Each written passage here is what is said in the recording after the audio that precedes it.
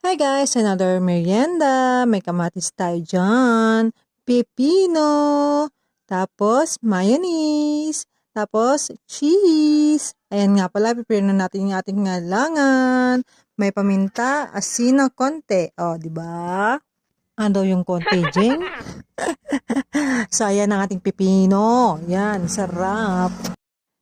Hindi lang siya pang suka. O, di ba? Pang mayonnaise din siya. Pang merienda, pag nagda-diet. Di ba, guys? Ito na yung stock natin kainin. O, di ba? Let's eat!